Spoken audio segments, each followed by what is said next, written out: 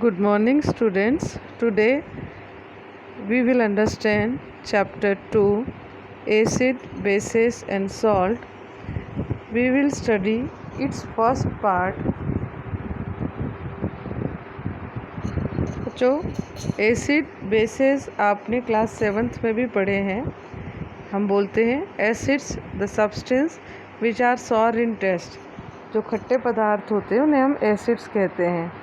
Bases are bitter in taste. Bases स्वाद में कसेले या कड़वे होते हैं। एंड स्लिपरी इन टच, छूने पे चिकने लगते हैं। बट क्लास 10th में हमें Arrhenius theory of acid and bases पढ़नी पड़ेगी। आर्हीनस थ्योरी हमें बताती है हम किन सब्सटेंस को एसिड्स या किन सब्सटेंस को बेस नाम दें। आर्हीनस के अनुसार वो सब्सटेंस जो वाटर में डिज़ोल्व करने पर H+ आयन देते हैं, जो वाटर में डिज़ोल्व करने पर H+ आयन लिबरेट करें और वो H+ आयन वाटर के मॉलिक्यूल के साथ मिलकर hydronium ion H3O positive ion बनाती है, वही एसिड्स हैं। जबकि बेसेस वो सब्सटेंस है जो वाटर में डिज़ोल्व करने पर OH नेगेटिव आयन प्रोड्यूस करते हैं।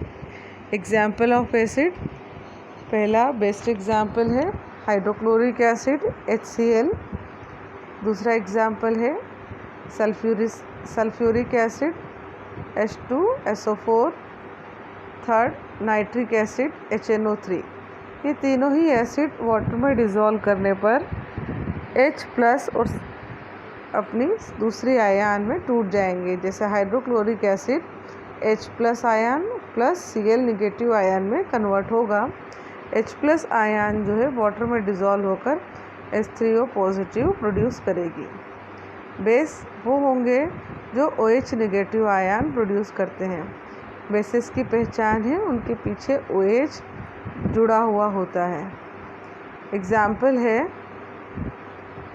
NaOH, KOH potassium hydroxide, calcium hydroxide, CaOH2। H3O positive ion कैसी दिखाई देती है? बच्चों, मान लो कोई एसिड है जिसने H+ आयन प्रोड्यूस की है। जब वो वाटर के साथ मिलती है, वाटर में 3 एलिमेंट्स हैं, 2 एलिमेंट से 3 एटम हैं, 2 हाइड्रोजन एटम और बीच में ये ऑक्सीजन एटम। इस ऑक्सीजन एटम के साथ जब एक और H+ आयन जुड़ जाएगी तो ये बन जाएगा H3O पॉजिटिव आयन। पॉजिटिव इसलिए क्योंकि इस हाइड्रोजन आयन के पास पॉजिटिव चार्ज था और वाटर यहाँ न्यूट्रल मॉलिक्यूल है। जब ये इसके साथ जुड़ेगा तो मॉलिक्यूल H3O पॉजिटिव के ऊपर एक पॉजिटिव चार्ज जनरेट हो जाएगा। एसिड अपनी प्रॉपर्टी इस H3O पॉजिटिव आयन के कारण ही शो करते हैं। ब्रॉन्स्टेन-लियरी थ्योरी, ये दूसरे साइंटिस्ट हैं जिन्होंने एसिड और बेस के बिहेवियर के लिए रीज़न बताया। ब्रॉन्स्टेन के अनुसार एसिड्स वो हैं जो H+ आयन डोनेट करते हैं। बेस वो हैं जो H+ आयन को एक्सेप्ट करते हैं। एग्जाम्पल, मान लीजिए हम एक एसिड HCl लें। जब उसकी रिएक्शन अमोनिया NH3 के साथ करें, इस प्रोसेस में HCl अपना H डोनेट करेगा। प्रोटॉन डोनर है HCl। ये H NH3 के साथ मिलकर NH4 आयन जनरेट करेगा। चूँकि HCl ने H+ आयन प्रोटॉन को डोनेट किया है, इसलिए ये एसिड की तरह बिहेव कर रहा है। NH3 में हमें कोई OH नहीं दिखाई दे रहा, लेकिन इस रिएक्शन में NH3 ने एक H+ आयन प्रोटॉन को एक्सेप्ट किया है, इसलिए NH3 एक बेस की तरह बिहेव कर रहा है।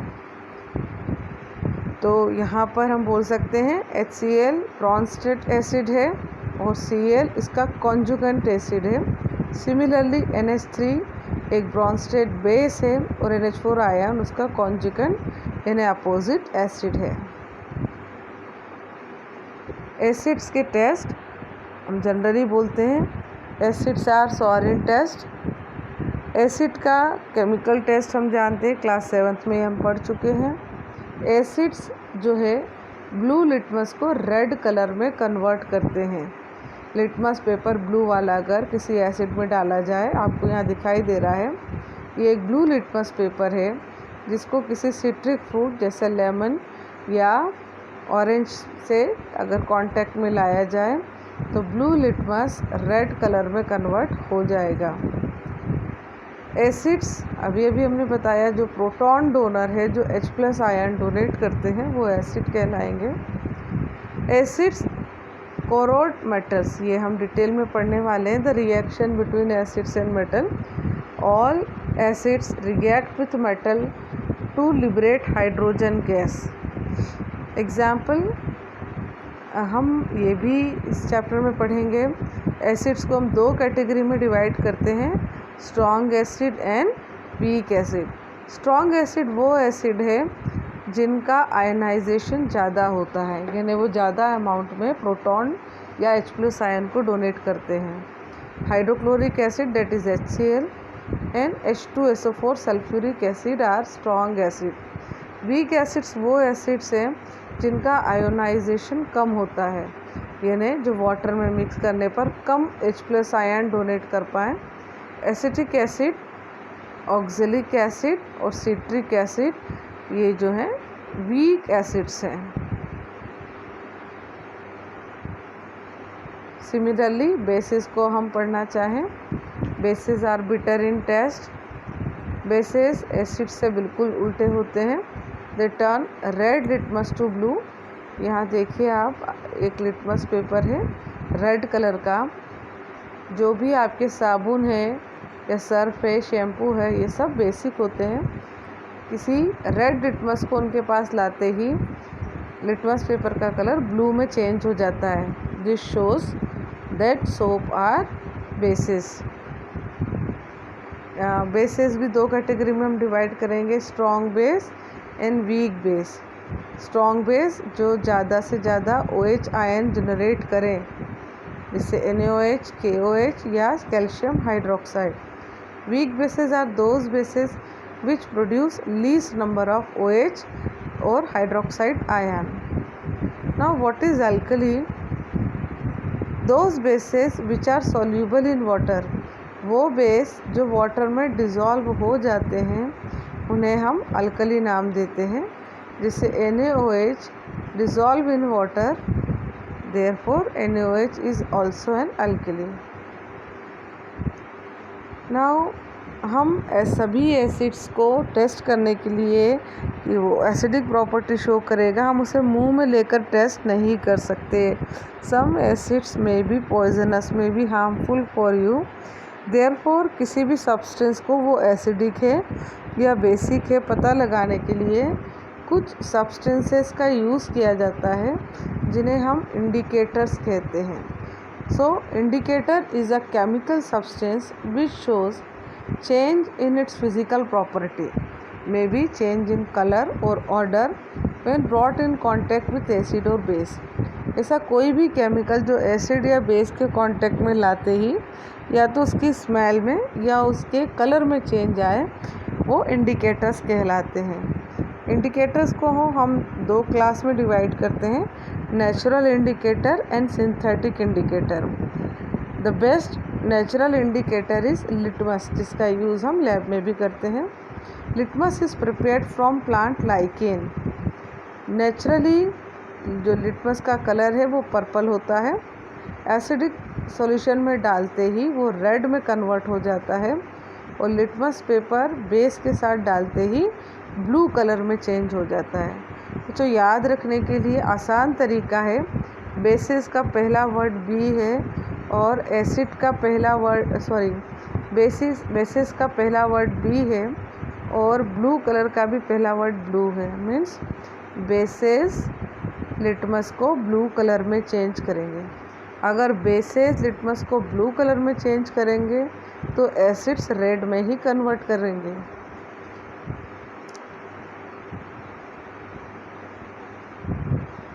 लिटमस पेपर्स कई तरह से अवेलेबल हो जाता है।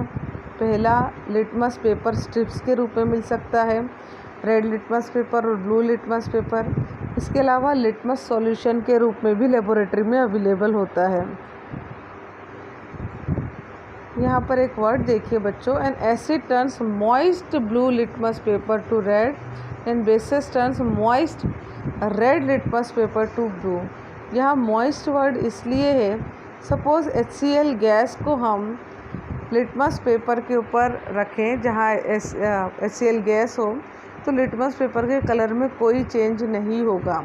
एसिड अपनी प्रॉपर्टी तभी शो करता है जब वो एक्वस स्टेट में हो या मॉइस्ट लिटमस पेपर हो, आयोनाइज। जब तक HCl H+ आयन में नहीं टूटेगा, आयोनाइज नहीं होगा, तब तक वो अपनी प्रॉपर्टी शो नहीं कर सकता और उसके लिए पानी की ज़रूरत होगी। अगला इंडिकेटर है बच्चों मिथाइल ऑरेंज। मिथाइल ऑरेंज का नेचुरल कलर ऑरेंज होता है। ये भी एक एसिड बेस इंडिकेटर है। एसिड्स के साथ ये रेड कलर शो करेगा, जबकि बेसिस के साथ येलो कलर शो करेगा।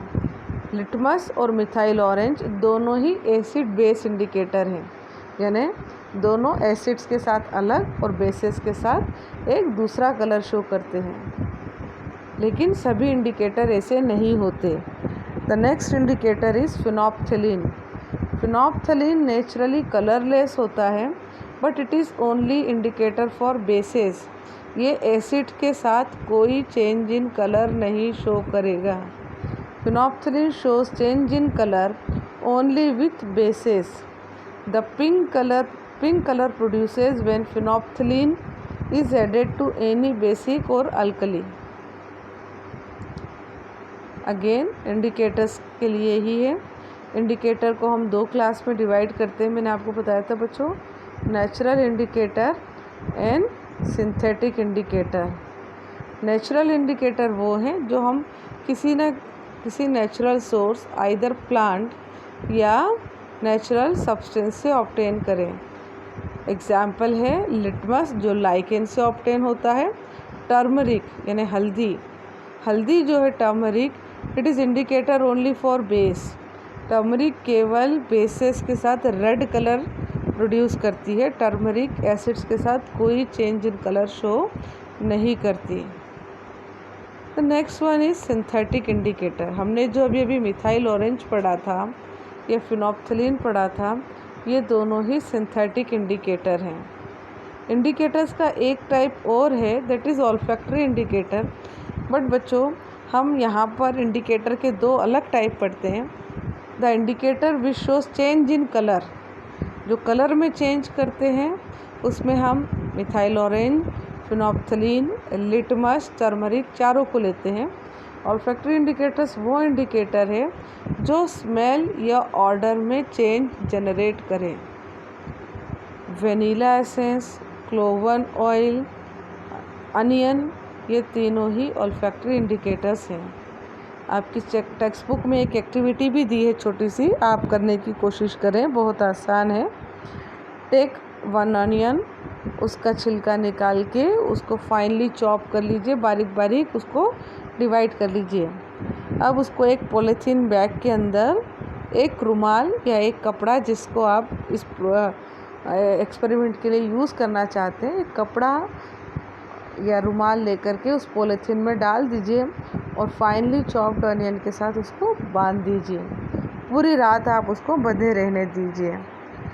अगले दिन या 12 घंटों के बाद आप जब उस हैंकी को, रुमाल को निकालेंगे और स्मेल करने की कोशिश करेंगे, तो आपको उसमें से ऑनियन की स्मेल आएगी। नाउ उसके एक सिरे पर अब आप कोई एसिड डालिए, आपके घर में नींबू आसानी से मिल जाएगा, लेमन जूस डालिए और स्मेल चेक कीजिए। नाउ दूसरे सिरे पर साबुन लगाइए और स्मेल कीजिए। You will find the smell is different in both of them because onion is an olfactory indicator. अब सेम प्रैक्टिकल, वेनिला एसेंस घर में आइसक्रीम बनाने के लिए यूज़ होता है, क्लोवन ऑयल यानी लौंग का तेल, और आप महसूस कीजिए कि स्मेल में क्या चेंज जनरेट होता है। Thank you students, That's complete for your today's topic.